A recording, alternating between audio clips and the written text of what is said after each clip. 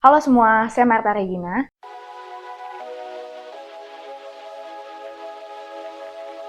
Saya akan mulai percakapan hari ini dengan pertanyaan. Menurut Bapak Ibu atau teman-teman semua, dari dua gambar ini, mana gambar laki-laki dan mana yang perempuan? Seorang pernah melakukan penelitian dan mendapati bahwa gambar kanan itu laki-laki yang adalah laki-laki maksud saya, dan gambar kiri adalah perempuan. Padahal, kedua gambar tersebut adalah gambar wajah yang sama. Dan gambar ini bukan gambar siapa-siapa Bapak Ibu dan teman-teman. Tanpa gender, karena hasil dari artificial intelligence atau AI. Ada yang tahu di mana letak perbedaan dari kedua gambar tadi? Ya, betul. Bedanya hanya pada kontras dan brightness saja. Gambar kiri atau yang kita lihat sebagai laki-laki itu memiliki brightness atau kontras yang lebih rendah. Sedangkan gambar yang orang banyak mengatakan bahwa itu perempuan memiliki brightness yang lebih tinggi. Jadi gambar ini adalah hasil komputer, bukan dari orang beneran. Dari gambar yang sudah kita lihat, membuktikan bahwa saat ini kita diperhadapkan oleh tantangan. Kita ada di dunia digital, bahwa kenyataan itu bisa kita sebut sebagai dimanipulasi. Tapi juga kita bisa sebut sebagai diciptakan. Dimanipulasi ini maksudnya yaitu cuma tinggal geser aja kontrasnya kayak tadi gambar itu atau brightness-nya, kita udah bisa mengubah persepsi orang lain mengenai gambar itu. Kita juga jadi tahu bahwa persepsi orang sangat dipengaruhi oleh kondisi orang tersebut. Betul ya? Artinya dunia digital ini sudah sejauh itu Bapak Ibu. Oke, hari ini saya akan membahas mengenai metaverse yang belakangan ini banyak dibicarakan oleh masyarakat yang tinggal di ibu kota khususnya ya. Sekarang saya akan memperlihatkan sebuah video seorang yang pernah bergereja di metaverse. Silakan saksikan. Hari ini gue mau gereja nih, tapi pakai celana pendek aja. Soalnya mau gereja di Metaverse. Excited banget sih, karena bisa berinteraksi sama pelayan dan juga jemaat lain. Bisa ngobrol, angkat tangan, dan juga kasih emoji. Tapi pas mulai gereja, kok masih banyak yang ngobrol dan muter-muter ya. Iya sama sih kayak saya, soalnya ya maklum saya masih norak juga. Pas mulai rasanya kurang nyaman gimana gitu, karena ini kayak nonton bioskop ya. Mana putus-putus lagi. Meskipun udah coba menikmati sebisa mungkin, tapi rasanya masih gimana gitu. Coba cek gereja lain, tapi ternyata konsepnya mirip. Ada yang beda sih, live langsung gitu karakternya, tapi malah dia diem aja nggak gerak-gerak. Akhirnya ibadah online normal aja deh. Pendapatku sih, ini masih banyak yang bisa diimprove, tapi memang Metaverse adalah alat yang super powerful untuk merangkul anak muda masa depan. Semangat terus! Dari video yang sudah kita lihat, kayaknya mudah ya kalau kita pindah-pindah gereja kalau kita di metaverse. Betul nggak? Oke, sebenarnya metaverse itu apa sih? Metaverse dibagi di dua kata, yaitu meta dan verse atau universe, artinya semesta. Metaverse adalah lingkungan maya, daring atau dalam jaringan yang berbasis online atau virtual reality, di mana kita bisa berinteraksi sama benda-benda maya. Misalnya di dalam metaverse ada meja, kursi yang kita bisa pegang, termasuk menyentuh orang lain dalam bentuk avatar. Dan informasi yang didapatkan di metaverse ini sifatnya real time Bapak Ibu. Kayak misalnya kita ngobrol langsung sama orang lain.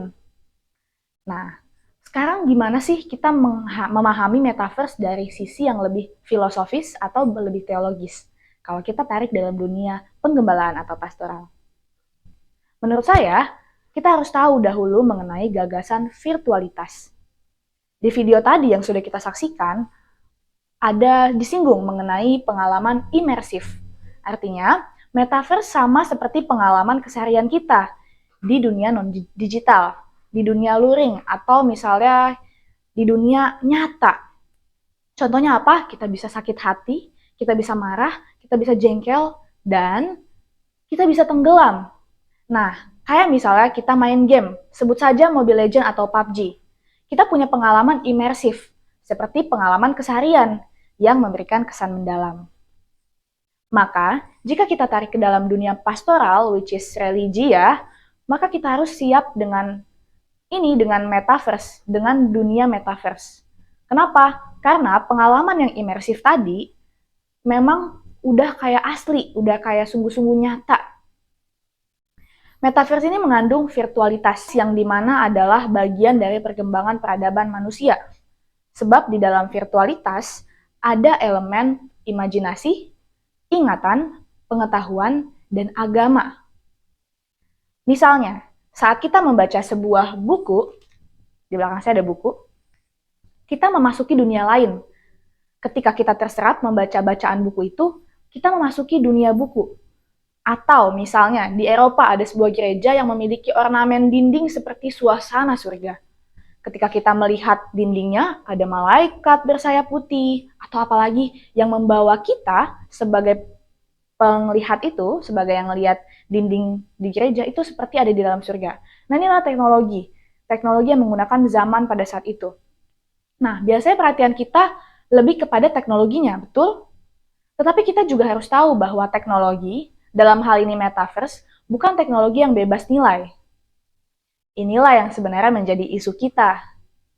Sebenarnya jadi bukan soal teknologinya, tetapi bagaimana vitalitasnya, yaitu lebih kepada persoalan seperti siapa yang berkuasa mengendalikan metaverse dan segala macamnya. Kalau kita ngomongin hal siapa yang berkuasa mengendalikan metaverse, yang mungkin yang kita tahu saat ini yang menguasai metaverse adalah Meta, yang menaungi Facebook, Instagram, dan WhatsApp, atau perusahaannya Mark. Nah, itu dia berkuasa, walaupun ada yang bilang dia tidak berkuasa, hanya menyediakan platform saja. Tapi, artinya dari hal ini, teknologi ini masih sangat ditentukan oleh segelintir raksasa teknologi dan pemodal besar. Jadi ada pengendalinya sebenarnya. Oke Bapak Ibu, sejauh yang saya tahu, ada gereja yang sudah memulai ibadahnya di metaverse. Seperti misalnya Ignite. Kita bisa masuk ke dalam metaverse tanpa VR atau virtual reality headset. Tapi hanya bisa nonton saja, melihat saja, karena kita pakai layar yang 2 dimensi. 3 dimensinya hanya sebagai efek dari layar HP kita. Kita tidak benar-benar mengalami dunia metaverse. Kalau kita mau benar-benar mengalami, kita harus pakai yang namanya VR, headset yang harganya paling murah kisaran 5,5 juta. Jadi bukan untuk umum hardware ini. Jadi artinya ada kesenjangan digital yang memang sangat nyata. Masih ada banyak provinsi yang kesenjangan digital infrastrukturnya itu parah banget. Jadi gimana mau masuk metaverse? Kalau ngomongin metaverse, oke-oke aja karena belum sangat sempurna sebenarnya. Tetapi isu-isu ketuhanan dan kemanusiaannya ini yang harus kita highlight. Lalu bagaimana sikap gereja terhadap teknologi metaverse? Tadi kita sudah lihat ada gereja-gereja yang sudah membuka ibadah di metaverse. Sekarang kita lihat 2 Yohanes 12.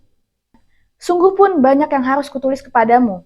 Aku tidak melakukannya dengan kertas dan tinta, tetapi aku berharap datang sendiri kepadamu dan berbicara berhadapan muka dengan muka, supaya sempurnalah sukacita kita.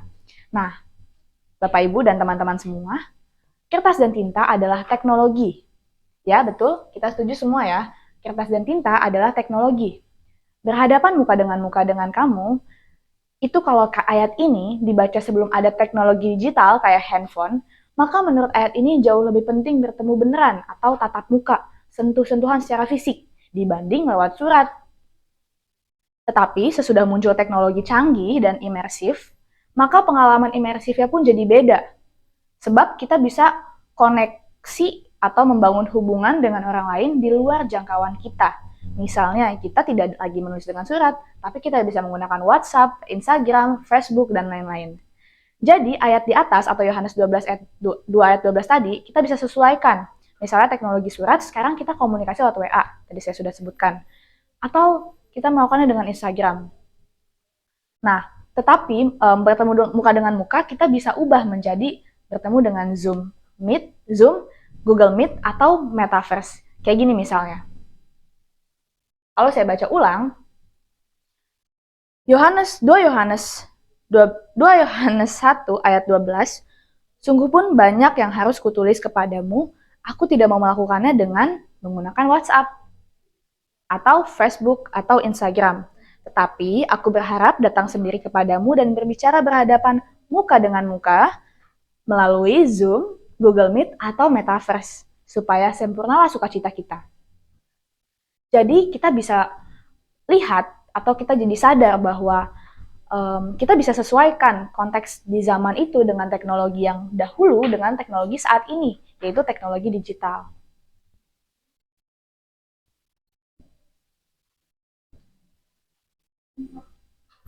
Mungkin banyak orang yang pasti nggak mau menerima teknologi ini. Akan ada orang yang menolak.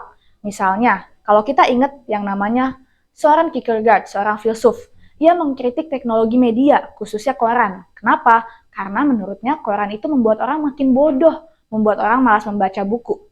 Jadi tetap ada kritik dalam teknologi media di zaman itu. Termasuk di zaman ini, munculnya metaverse pasti akan ada kritik.